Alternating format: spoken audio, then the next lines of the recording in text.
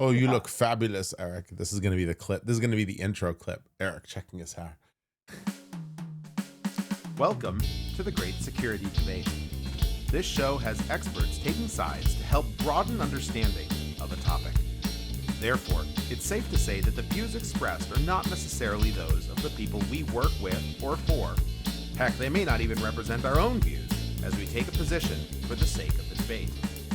Our website is greatsecurity.debate.net, and you can contact us via email at feedback@greatsecurity.debate.net or on Twitter @security_debate. Now, let's join the debate, already in progress. The DSPM, so like if I was to look at AI projects, data projects, etc., the DSPM and the ISPM, like the identity security posture management and the data security posture management, the solutions that can really do that fast are the next gen DSPM, but what they miss is some of the data protection features where people focus on that DLP aspect. They're all trying to get there, but doing it agentless. But it's building. Less. Can you tell how big my eyes are rolling right now? Jesus freaking Christ. I'm sorry. What we need is we do not need more tech solutions. We do not need more bespoke crazy shit to not use fully and not know how to use. We should need to get back to basics. I am so committed to this basics thing. Don't buy more stuff. But this is less about security, like for them. And what I mean by that is this is more use case by the CDO, like the chief data officer. Like, yeah, how do I truly find all of my unstructured data and the context around it, right? But then the security team, like, yeah, if you want to do tagging and whatnot, so if you own Purview or these other things, can you integrate in everything you contextualize from all of our different data stores, repositories, right? It's supposedly, like, I shouldn't say supposedly, it's to help build those guardrails. The problem is the protection piece, they're designed more in a way for a data team to use than a security team to use, right? But the hope is with being able to add prompting and stuff where you can ask it to do this. Hey, can you take the security teams, our policy around XYZ and implement it, right? And have it go in and do that to the data sets. But Lucy, what's to Charlie Brown, what's to say that this 35th run at data management and is going to be this one that is successful? Because Lucy keeps pulling the football away every single time. This is, we've tried. I go back to like 2000 in data classification. I go back to 2003 and Varonis and unstructured data discovery, and then you go back to 2006 and another run at it, and then it was why is this one different? What's different this time around, Dan, and Brian, keep me honest here, but they started at from a different perspective. That instead of focusing on, hey, we're going to build out the controls and we're going to be able to stop things from going out, it was really getting a handle around where is your data, what is the data. They're now just missing all of the controls. That it's, hey, I can tell you where your data is, I can tell you why it's there, why it matters. Can you do something to stop somebody from? No, we can't do that. So it's just going to generate more alerts for a team that's already overworked as it is. Yeah, pretty much. Yeah, that's what's missing. Yeah, I mean the other efforts were coming from the similar place. Data classification was never about controls. In its earliest days, when we first took a run at this in the early 2000s, it was never about controls. It was about just understanding it and putting some classification mindset to it so that later we could. I guess I remain skeptical, as I always do. I remain cynical that a new tech is the answer to solve any problem when culture and methodology and getting people to give a shit is, I think, a more important fundamental, because you can buy whatever tool you want, but it doesn't mean that people in the organization will start giving a shit. So is there like a shit for give a shit market tools? Oh, help us in that? No. GSPM, give a shit posture management. Ready to go first. It's Wiser's next. It's Wiser's next area. So the problem with the give a shit one is they still haven't marketed enough where like people are still paying into Gartner, right? For like the quadrant, but the give a shit quadrant still hasn't fully hit mainstream yet. When it does, shit's the limit, man. It's the trough. Um, It's in the trough so- of disillusionment. Oh wait, I just permanently built the house there. So I agree with everything Erik said there, right? And the idea of just discovering the data piece, it's AI being used for AI, meaning everyone people want projects, and I say people, executives, boards, teams. What are we doing with AI? Can we use it to automate things, or can we use it to create, you know, the idea of almost putting in what's the word I'm looking for here, was really popular, RPA, right? It's the AI is now like the RPA on steroids, but really they're trying to get a handle on the data. Well, the large language models are built really well if you can plug them in to search the data to come up with the context to create the tagging and everything else. Where like the big IDs, the Varonis, like even for Varonis, like in order to have those data collectors, I mean, you were basically spinning up servers, right? That you were running as data collectors. They were very much built as an on-prem solution. Right. So now you have a solution that can use the compute power in the cloud and the LLMs scanning both on-prem and cloud data. So the usefulness is kind of twofold, but the bigger fold of that is now these data teams, chief data officer knows where all that data is. Now the security team, it's like, now I have a lot of data, right? And this is where, to Erik's point, it's built first with the premise of let's discover all the data with a way to, whether you want to use the term label, classify, etc. It truly can pull the context. And the value of AI really is in the unstructured data. And that's the stuff that's been the hardest to go back and tag, right? Like moving forward, people are doing a better job because they're putting policy in place, etc. But moving backwards, it's like, we got so much data, right? I'm not going to pick on certain companies, but I can think of certain very large manufacturing companies in the state of Michigan that we're working on backup projects. And we're like, and it was kind of like, do you really need to back up that much data though? Like, why are you doing it? They're like, well, we don't know what it is, but we've just had it for a really long time. We're just going to back it all up. It's like, Or we're afraid that, oh, we might need it at some point. Yeah. Okay. Yeah. yeah, it's like, you could scan this really. They're like, no, we tried that before and it took too long. It's like, this is one of those where it's like, in some of these companies that have come out in the DSPM space, is to the point where now they understand, like, hey, they're going to use me just like they're going to POC me just to classify all their data. And this way they can say, we're going to move all of this data over here to cold storage and spend like, we don't need to spend a ton of money on backing this up, but we're going to keep it because we don't know what it is, but that's going to save them $1 million. So they realize this now. So like, if you're going to do a POC or something in that sense and do all the data, they're actually charging for it, because for them to do it is a heavy amount of compute and lift, right? But it gets it done in a week, right? And those results that you come back with, you know, I'm not going to put a percentage on it of how tuned it is, but much better than it was before, right? So companies are, one, seeing the value and just, wow, this is really cool. This is going to help us on this. I might come back to you guys though when I see some of the better controls be put in place, but this just did a huge discovery. Now we got 6 months worth of work to do, right? Thank you. I think I'd buy if the product came with a mandatory 80% deletion requirement. You come in, analyze it, and you have to delete 80% of it at some point. You have to force people down the, if we don't need it, get rid of it route. And this is coming to you with the privacy hat on. This is coming to you with the, you know, with the regulatory hat on. There's just so many things. Funny. So, Nerd alert. Erik, if you buy the giant size bucket of Give a Shit products, it comes with that hat. Is that an extra SKU, or how does that?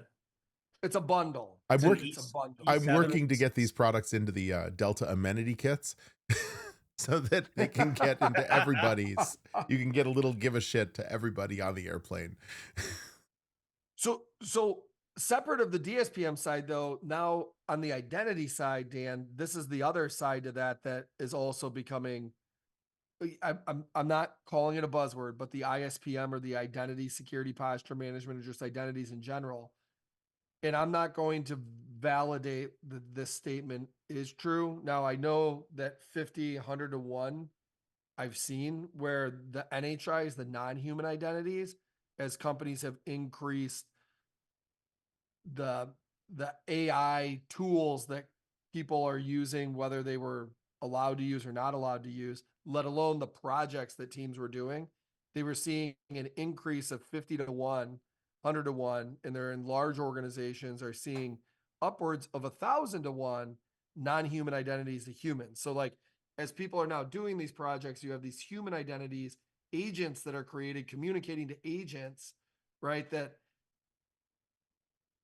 is for companies that for IT teams and security teams or IT teams that don't understand all those relationships becomes very pervasive within it, because how are you actually keeping track of all the new identities and the permissions that were given to all those new non-human identities or agent to agent? Thoughts, Dan? I don't give a shit. I mean, I mean, seriously, there's fixing the symptom. Is that going to be like your new tagline for this season? This season, I don't give a shit. It depends. This is Dan on vacation goes from it depends to I don't give a shit. This is like Grok unhinged, right? Like you ask it a question, it's like F you, Brian, right? I'm like, Dan. There was the give a shit bucket. Now there's the I don't give a shit bucket. We got big buckets here. Very polarizing. I think it's more that these are fixes to symptoms, not fixes to problems. If you fix the problem, if you fix the governance at the identity level, if you fix it at the creation of these kinds of entitlements and don't try and fix it later, I think I'd rather see us fix it earlier in the process. These sound like great consulting engagement tools. Do once, get, fix, then fix the underlying problem. Don't sit there and allow the symptom to don't allow the herpes to continue, but because you put a piece of paper over it, don't no longer have it. It's I don't see it. It's great ostrich theory. Let me go back to the herpes again. Yeah. Tell me more. Let's double click on that. Give it a couple weeks, and this is like the fourth time this week I've used the herpes reference for I never go away. I just sit dormant, and then occasionally I'll pop my head up, be really painful, and then disappear again for a while. So is that is the non-human identity the herpes? But I do agree. No. I think all of it. Non-human, human. If you have shitty process for creation of an identity and establishment of entitlements and maintenance of entitlements, then you need this tool. If you don't take care of yourself, you need this medical remedy. If you do take care of yourself, you probably won't need this medical remedy because you've taken care of yourself. Yes, there are variances. Yes, there are times where you're going to need it anyway, or something runs out of control. You need to do a cleanup. But this doesn't sound like something that you should want to have to run regularly. It should be something that you do once every 2 years as a consulting deal. Like, I think this is a problem. It's funny you say that. That's where I see it being, like, personally, engagements where people are doing AI projects and then they're saying, hey, we're going to do an identity assessment. And I've met with several different integrators and partners that we work with that do identity assessments, right? And for them to do the non-human piece, they're like, you really can't just give somebody a spreadsheet and say, can you fill this out? They're like, we actually use a tool, right? Viet, Permiso, Oasis, as somebody that we plug in, and then it does a scan. And that's how we come back to show all the non-human identities, the permissions, et cetera. But how did they get those permissions in the first place? This is where I'm saying, okay, yes, okay, we've let the cat out of the bag. We've let the sheep out into the farmyard. Whatever it is, for the stuff has escaped and we need to figure out how to get it back. Fine. But if you run your programs correctly, if you run them with structure, you say you need a non-human identity. Tell me why, tell me what it's doing, tell me the data it's going to need access to. Like there's a whole set of data management along with the identity that goes into it. Are we creating toxic combinations? Are we allowing certain things to happen together? Like there's a whole set of data hygiene. Think again, I come back to research world where this is the IRB. Should this non-human identity be having access to these things? If so, then it's been approved, the access is granted. I don't think we need to go into, if we go into self-provisioning and self-access granting, we're into a whole other heap of trouble. Don't disagree. Yeah, we need to get you into like, instead of building a program from the ground up, next foot of entry into a really old manufacturing company. It'd have to come with a gun and it'd have to start pointed at my head. I can't think of anything that sounds more horrible. I mean, because to your point, I applaud. These are the issues that people face though, because the identities, like the ability to manage it, there was too much of, I need access to this, right? And it was an IT team saying, okay, basically whitelisting and blacklisting permissions for people. He wants access to this. I mean, Eric, we've talked about it before. Like you got 32 plants and every 5 are using a different application that's somewhat doing the same thing, right? But they started doing it 15 years ago. We're trying to put controls, but to get people to change is a lot harder. So we're not going to do that because we don't want to be the office and know. At least that's what we were saying 5 years ago. And then all this identity stuff started to become popular, but we didn't have someone on the identity team. So we turned to Lucy because she liked people and those were kind of like identities. So we had her do that, but she didn't really have an identity background. Charlie Brown references today. I say, is Lucy going to pull the football out again? Right. But I don't even know this Lucy person, and I want to be crystal clear. I have the utmost respect and enjoy shouting from the sidelines to all the people who do that kind of work, who are in existing organizations that have to deal with that. It's not my style. I can't. It's one of those. I'm dealing with this with some some other things. Some people I'm helping with. The people. What was that? The Budweiser commercials or what? This one's for you, Mr. Security Practitioner, focusing on the processes. Mr. Sideline Coach. My style is let's get it done. My style is let's figure it out. And I don't care if you are sad. We have something to do. We're going to figure out the right business balance of it. But you know what? That usually means not doing it stupid from the beginning. Or trying. I agree with you because I think a lot of times that when we think about the tech stack, we think about tech debt only, right? That it's infrastructure, it's applications, but we don't think about process debt. Yes. Going back. And is it a harder decision to make to go back, retrofit it, and do it right? Absolutely is. Right. And I think there's a lot of just BS out there. The team, we don't have the capacity, we don't have the time. So you end up spending more in the long run because you need tools to do all of these different things. Or the other is let me do it. And this is what I love about working with startups. Startups are great because especially when you're doing acquisitions of startups need and want this stuff. So they're very eager and excited to come into a either an existing central process or take it on because it opens up markets for them. Like this is not the problem. As a security leader, this is not the practice part of the business I enjoy doing. I enjoy figuring out how to get them to use security to drive revenue. Like these are the kinds of things. I'm that kind of a security leader. I'm done being a super internal tech leader. Like that's sort of what I've changed over the past 10 years. You'll only do it for greenfield build out small companies. Oh, gotcha. No. Guns ahead for manufacturing. I haven't worked in a true greenfield in forever. I mean, you bring 15 acquisitions together and they all have very different things. But what it is you create a meta layer of good process that you then move them into, but you move them into it. Yeah. So Microsoft has that. They call it the metaverse. That's what connects on-premise AD to Entra to all of your different, not that one. I'm sorry. As I deal with my mother having bought a Windows computer and an entire family of people who have no idea how to support her. And yeah. Oh, hi, Mom. So, I know Erik, you listen to this. this brings us back to the manufacturing versus tech side because, Mhm. and for those that were listening, right, when Dan said in the world of M&A, in the world of M&Ms. if you want to call it hypergrowth, et cetera, if you're acquiring a company and you've already put in all of these policies and procedures, et cetera, a lot of times those are also aligned to certain requirements, right? Whether use a requirement in Europe, right, or a requirement. Mhm.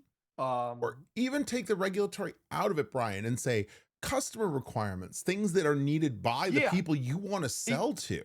Again, if if we you want to stop sell thinking to about them, this as stick and start thinking about it as carrot, I think we all grow as security leaders by not thinking about it as what do I yeah. use to And beat if you you're over and the if you're a head? startup and your sales team's coming to you like, hey, this company reached out with this opportunity, right? And it's like, yeah, but we don't have this stuff put in place to be able to work with them. Mhm. They're going to require A, B, and C, right? Yeah, It's you like, must can we be do this that? Can we do tall that? to ride this ride. It's like we're working to that, but we got this team that's asked for this. We got people telling us we should be FedRAMP, but yet we have only ever had one government client reach out, and we'd love to get into that space. And Mhm. next thing you know, here comes a company Dan's worked for that's going to gobble you up and acquire you, right? But it opens up all of those markets because what Dan and team have been building is exactly that. And it's not just regionalized, it's globalized, Yeah. right? In order to go. But now let's look at the other side of the business, manufacturing, Mhm. right? So Eric's company decides to go acquire somebody else, right? That's building a unique, beautiful white pine cabinet. It's going to open up Active markets. cabinet. Oh. Yeah, it's going to open up An markets AI in a different way, cabinet. right? There's not a whole lot of regulatory, et cetera. They get gobbled up and they're like, oh my God, look at all these rules Eric's built. It was so much easier for us to do production like this, right? And communicate. This is going to make it harder on us, right? Mhm. All they wanted was the open market of a distribution to be able to sell a physical good, right? Of which the company had. But the idea of all these policies, it's like, did you just say identity? Like, I'm Lucy, Mm. right? And it's like, yeah, we're gonna need to dive in and kind of do a little check of your systems here real Yes, my quick. wife. I have multiple of those, multiple identities. Oh. Yeah, because Oh, you personality. separated your admin access from your regular access like a good boy. Right. Right? So that's where Dan, from a legacy side, like small company Oh, without growing and question. you get acquired, it's like, wow, this just opened up the doors because you've helped build these policies, right? And they were looking for someone to give them that direction, Mhm. right? In a path forward.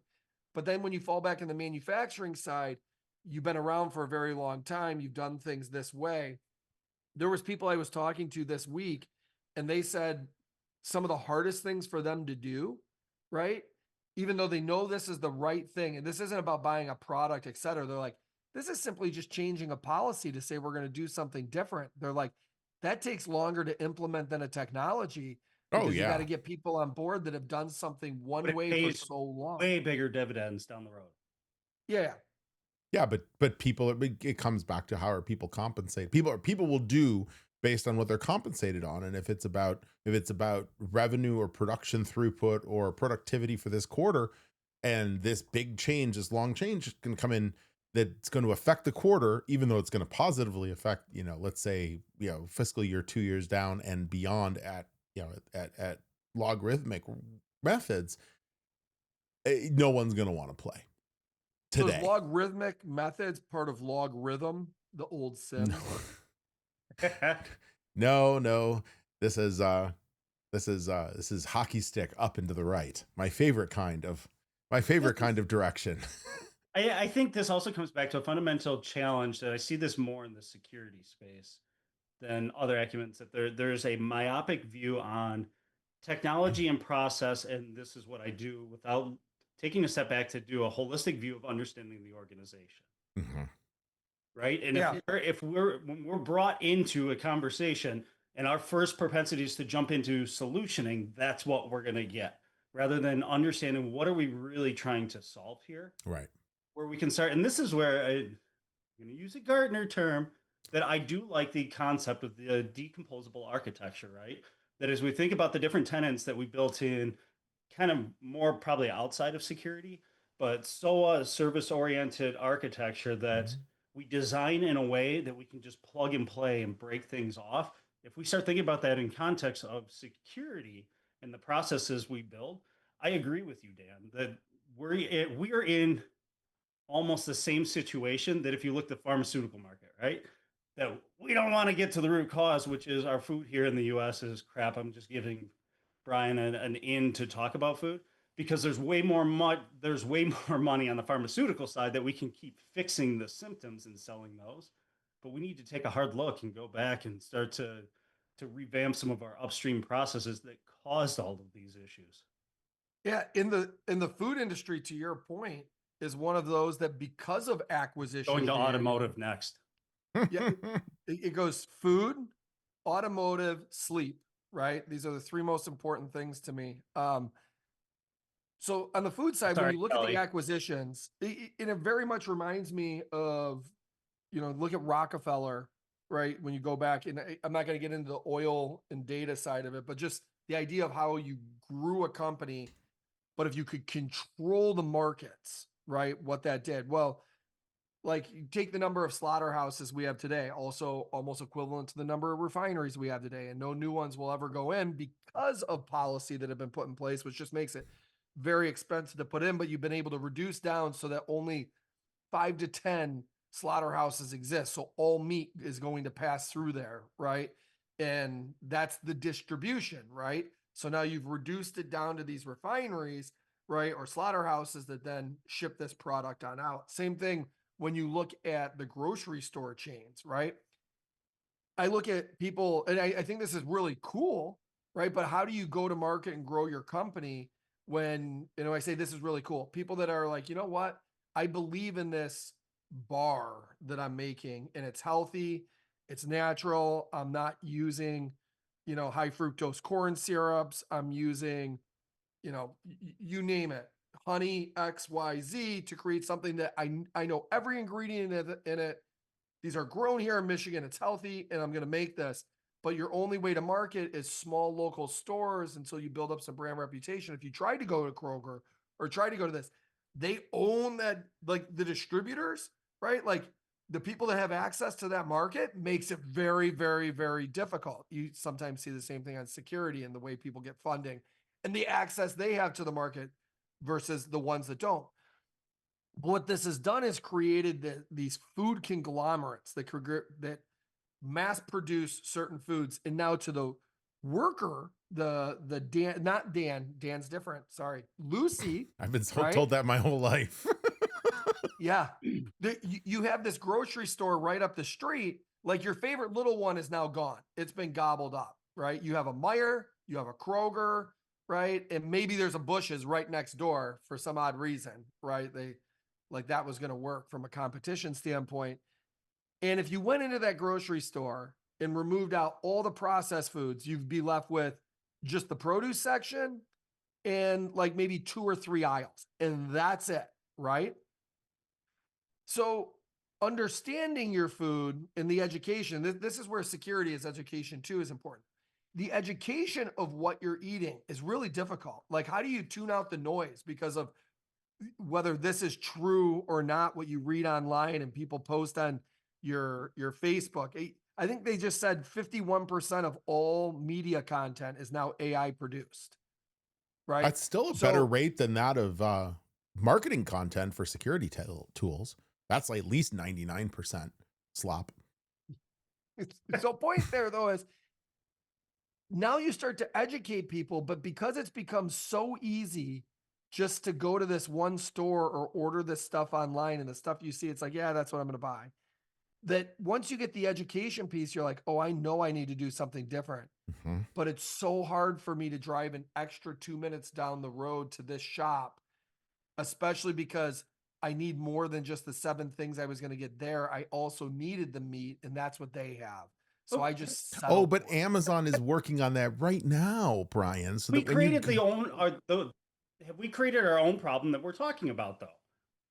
Right? That yes. We've given power, because if you look at all right, let's just take on training, right? Because I think we would agree that to get somebody in the mindset that blocking and tackling matters way more, and can do more to change the posture of an organization than any tool that you're slapping on top of it, right? Mm-hmm. Then, okay, so they need training. We need to help them understand how they can actually architect and build something, which means they're usually going to a conference or a class. Well, where does the funding come from all of that? From tools, right? So we're asking to fundamentally shift the mindset of a community that's funded by the tools. We're saying, Oh, you're wait saying on the because tool. you're saying because neutral conferences have been supplanted by brand specific ones? 100%. Okay, yeah. Yo, completely agree. Completely agree. Because all the cons now are just sales pitches. Yeah. And I'm Yeah. not saying there shouldn't be room for Oh, tools to be able to market or anything. without Not by any question. I means. mean, I think this is where the Sands of the world need to continue to flourish. Yeah, what is it, like $20,000 per Yeah. class? Well, but again, go back to Brian's analogy. This is one I can actually participate in, unlike automotive stuff. You pay more, you end up paying more for good origin story vegetables. You end up paying more for non-processed food. It's an unfortunate reality, but it does cost more. My eggs cost $8 a dozen because you know what? They came straight from the chicken onto my plate. There was a middle ground in a fridge and there was nothing in between. That's how. Does it cost more? Does it cost more in the long run, though? Like, if we think about this, put this in the context and go back to where yes, people because were they've growing artificially a lot of their own vegetables and stuff, right? But people have artificially depressed the processed food because the industries have artificially depressed the processed food costs because they can do it at such scale. That's the cost differential I'm talking about. I'm not saying, oh, if you were to do it yourself, no, it doesn't cost more. But this is almost going into the car a lease versus buy. Mm-hmm. Right? That everybody looks at a lease and goes, oh, well, it's less expensive. Yeah, but over the long haul, you have to keep turning that call, and you've always got a payment rather than higher upfront costs, pay it off, and now you just have maintenance every once in a while. Or if you've got a car Erik, once in Brian, a while, yeah.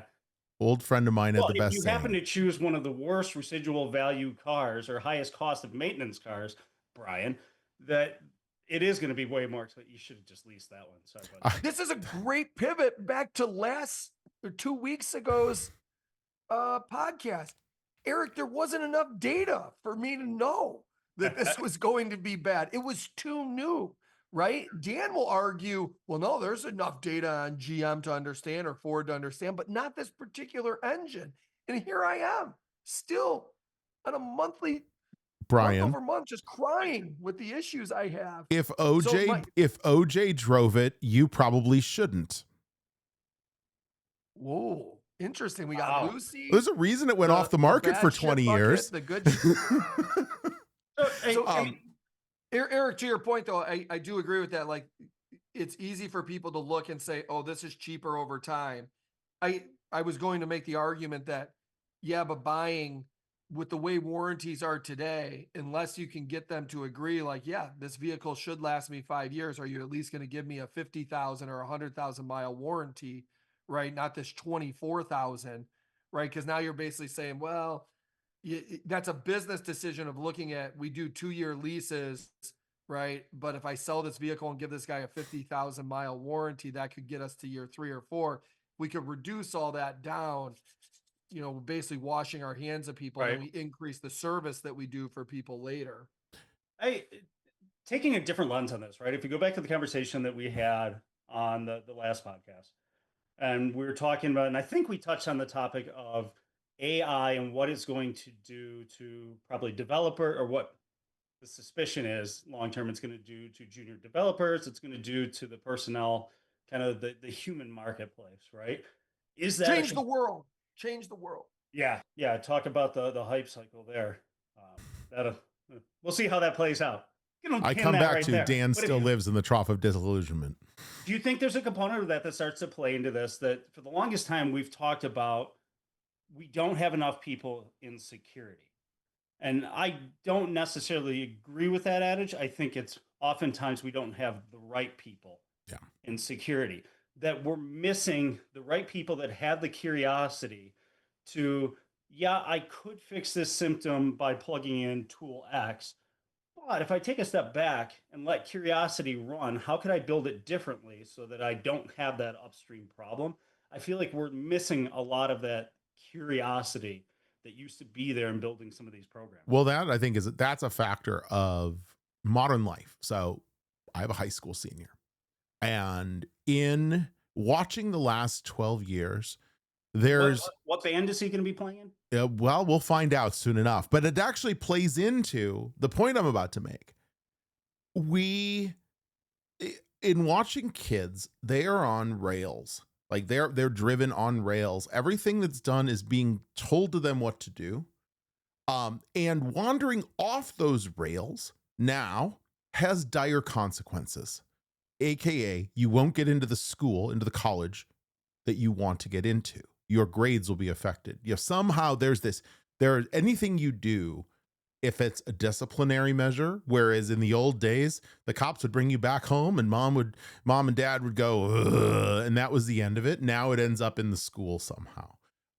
If you skip school, like if you get a bad grade, if you get a B+, like all of these things lead toward dire consequences. And so the kids are designed to stay on the rails given to them because these are the rails that take you to the place you want. And so as a result, and combine that with, and I'll use the tech example, combine that with, a device that is not playable. Like I could open up my computer. I could take cards out. I remember the long discussions with my parents about taking the then, $2,500 computer, opening it up and putting a modem into it. And the fear that went along with that from the people who had paid $2,500, and $2,500 then was a lot of money. It still is a lot of money, but being able to go in and play and interchange and see how things worked, and even, be able to make resolders and, and splice things in. Now it's also glued and micro architected and compressed in a way that no human can actually play along with it. So that's one example of how we've boxed people out of the ability to be curious, the ability to mess around. I combine that with the fact, one more point. I combine that with the fact that being on rails means you don't take adventures. I'm hoping that none of the administrators of the Ann Arbor public schools listen to this, but I tell my kid, if the chance comes up to take a day and go have a skip day and go a real skip day, not the one that ends up on the official school calendar, because that's not a real skip day. Go do it. Go have an adventure. Because where I learned all of what I need to know about life was figuring out how to get out of the pickles that we got into when we went on adventures. We didn't have GPSs. When you got lost, you were lost. You didn't have like all of this stuff means, and this is why, and this all comes back to, we have kids, people coming out now that they've not been allowed to be curious because the consequences of being curious have been dire, and therefore it's not a skill that they know or have seen. To frame it in a different lens, I would say that we are creating very risk adverse individuals, right? I'm hearing this secondhand from my wife. She's reading Anxious Generation. Yeah. So same author that did Coddling of the American Mind. Okay.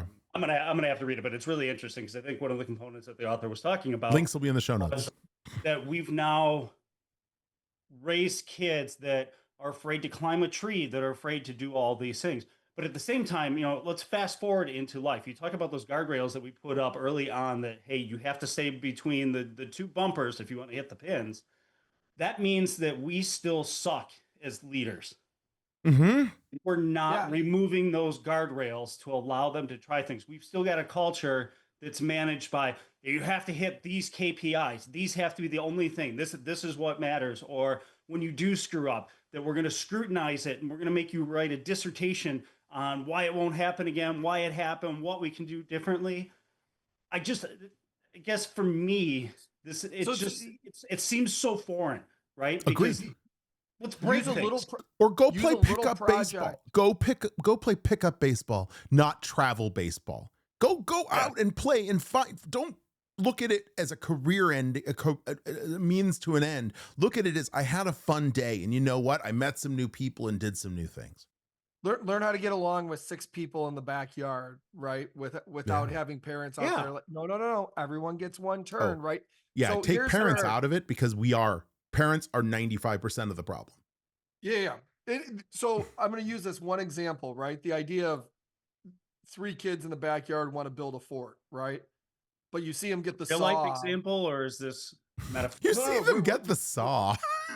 I'm using this as a real life example. Like they get the bow saw out, right? Because they want to cut a few branches. Yeah. They get the hatchet out, and immediately you're like, no, guys, no. You're not playing with that saw. You're not playing with that Yep. hatchet, right? And I think back to us as kids, like in my head, it's like, what's the right age for me to teach them? And then I have to smile and think about the age that I was when I first picked up a hatchet or learned how to swing an axe. And actually, I have my badges in the process of moving. I found all my old Cub Scout stuff, right? Like, and like it just brought back these flash memories. Be home by dark. That was the only rule. Yeah, I've never seen so much firewood be for sale these days where like now your grocery store sells firewood, your hardware store, right? And it's $5 to $10 for this little bundle of shit, right? That's like the kindling that we used to create. I mean, our fires were big, right? I'm thinking, and I'm watching people and they're grabbing like 3 or 4 bundles, right? You're going to have a bonfire for like 40 minutes. That's it, right? Maybe that's good enough, but you're going to spend $40. A hatchet is like $20. A nice, the new splitting axis, maybe 70 is what I paid for mine. And that thing's awesome. Yeah, right? but we don't have attention spans for longer than 40 minutes anyway. So the short it's been purpose built just for the modern blipvert generation. I forgot. What are we talking about? Huh? Buying bundled wood, right? Because I don't know like how a to swing an axe. I never got the opportunity to grow up as a kid swinging an axe or a hatchet. So because my parents were afraid I'd cut my foot off, but they were more convinced I'd make enough money to then budget in $400 a month to go buy firewood, which seems absolutely ridiculous. Yeah. Right? Would you like to come to my backyard? I got plenty of wood you can take. A good LOM. I was predicting the $400 a month was going to buy you a new foot. My bad. That's dude. Have you seen the 2026 health insurance? You're going to need way more than $400. Yeah, but I agree, and that's changed society. I remember growing up. So my parents built a house out in Macomb, and it was, gosh, I think there was 3 or 4 phases that were built after us. And when they cleared one of the phases, we built a giant bonfire out there. Mm-hmm. And somebody, just because a bunch of kids are burning things, naturally called the police. Fire department comes out, and they look at it. They go, "Actually, guys, we're pretty impressed. You did this right. You put the walls around it. You had water ready." But I do feel that mentality and being able to have that conversation that, hey, we're going to need you to put it out, but kudos to you, is starting to disappear, right? That we've moved into this very binary that it's either right or it's wrong, and we've removed the gray. And that's, I think philosophically, we see this play out in society, right? Look at the conversations that we have. Well, if you're on that side and I'm on this side, we can't be friends. We can't have a conversation. That's right. And that's made it into what we call leadership, and that there's either it succeeds or it doesn't succeed. And if it doesn't succeed, guess what? Here's all the process and everything you have to go through to explain why it won't happen again. And that stifles any type of innovation and creativity. Or willingness to go out on a limb. Right. Let's take a flyer. Let's take a flyer on this. You used the word limb because we were talking hatchets and trees. Yeah, because I've been out both literally and figuratively on some pretty thin limbs. And sometimes they crack and they fall. And sometimes they pan out. But you know what? You learned something from that experience that makes you into the person you'll become. And we have created childhoods. We have created organizational structures that we never actually let people experience the highs and the lows, the learnings and the takeaways, the real learnings, not the after action review, formulaic, cover your butt, whatever it is that ends up happening, but the real, oh shit. Yeah. I see where I went wrong. And I'm willing to tell other people about it that we used to. And again, it applies to, I shouldn't have ridden my bike over that big curb. It was larger than I could do without popping a wheelie. Or This is a project around data classification and the attempt to automate the discovery of data in a way that will net somebody else some, really great revenue, but me, a failed project after we do it once and then lose interest in it because we only have a very short attention span. A controlled screw up should be a badge of honor. Absolutely. It really should. It shows that you're trying. Absolutely. Yeah. If you haven't failed, if you haven't had a failure, and a controlled failure, perhaps not a haphazard one, but if you haven't had a failure, you are failing in growth. Yeah. I was having a conversation with somebody recently, and I forget what the project was, and I reminded them that I go, guys, before stepping into this role, around Christmas time, may have written a script that was supposed to clean up stale accounts that locked out everybody in the company. Yeah, I remember. Survived. We reversed it. Yep. We fixed it. What's the alternative? That we get into analysis paralysis? It never actually gets done and just gets shelved at some point. We're no better off. Or even worse, that no one ever writes a script again, and you just keep the status quo forever because no one is willing to take a flyer on making something big happen. Yeah. Right. So, and to kind of put a bow on that too, is instead of this being like 7 guys getting together or 7 We're only families 3 getting together, 3 guys getting together, a group of people getting He was together, counting our going on a personalities. We're back to that. Jesus. I don't getting give a together, shit. right? You're on vacation, instead of it being like, hey, Bill, you're headed to the grocery store, right? Budget $300, go grab this food. Hey, Lucy, go to this store, get the firewood to burn, etc. You're actually saying, hey, Steve, grab the axe, Lucy, grab the hatchet. You guys are on firewood. This isn't, hey, let's just go spend money. Like, the only way to do this is to go buy this, bring it in, or buy that, bring it in. Like, hey, you're in charge of making that. You're in charge of making that. You got to build that. And by the evening, you got a full sit down dinner. You got a bonfire that lasts all night, right? And the money you used was spent on booze because you didn't have enough time to make moonshine, right? So there's certain things that you still go out and buy. And I guess I'll tie it around to a couple of other things. This is becoming a leadership episode more than anything. I think it's needed. Yeah. I mean, I think it also comes back to we as a civilization have decided that we're about experiences and not about doing. We've taken taken a rather selfish turn. And I just, to bring it back to automotive, that's twice in one episode. Jim Farley just put out that they have 5,000 jobs for skilled manufacturers in the US that they cannot fill. These are 6-figure jobs, cannot fill them because people don't want to do. People only want to experience, live whatever it is. So I think we need to get back to doing. This also plays out in, come and bring it back to the kids, recent experience in which teenagers are doing what they think is called leadership. And by the way, that's also this artificial insertion of leadership into your requirements to get into the school. And I think leadership is good, but unpopular opinion, just like college isn't for everyone, not everyone has the capabilities or the skill set or the EQ to be a true defined leader. You can exert leadership capabilities and qualities in everything you do, but not everybody needs to be the head of something.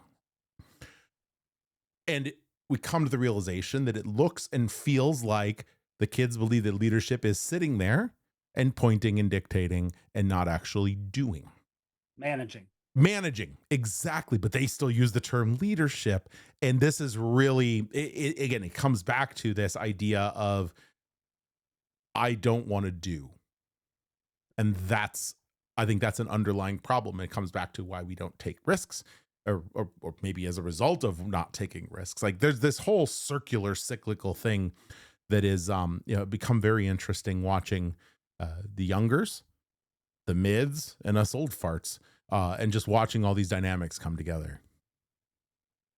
And some of that is, Eric, to your point. Oh, sorry. When you say risk averse, they're afraid to take risk. You're right. But some of that is those experiences growing up, not having the courage to want to pick up the axe because nobody showed you how, or pick up because you have to still look at it now as you know it's dangerous, right? Whereas a kid, you looked at it and you're like, I want to pick that up and do this, but everybody slapped your hand and said, no, it's dangerous, careful. No, it's dangerous, careful. So then by the time you're older, you're like, I know that's dangerous. I would love to swing it, but I have no one to show me and I'm afraid to ask. Right. On leadership, so I'm wrapping up, or I just wrapped up 21 Irrefutable Laws of Leadership. And there was a concept in there that really resonated, that was talking about the exponential nature of leaders, right? That a leader, just using the term, that amasses a large following. When they move out of that role, what happens to all the followers? They disperse, they just go their own way, right? But a leader who understands what it means to be a leader and builds other leaders has an exponential effect. They in turn build other leaders, right? And I was having a conversation with somebody internally, and it was around kind of the decision-making structure. I go, more often than not, I intentionally am not going to be the one making the decision. Dictating a direction is easy. Yep. But what dictating a direction doesn't do is gain a following, an understanding, allow people to have a voice to move in a direction. You're missing that rallying piece that brings everybody together.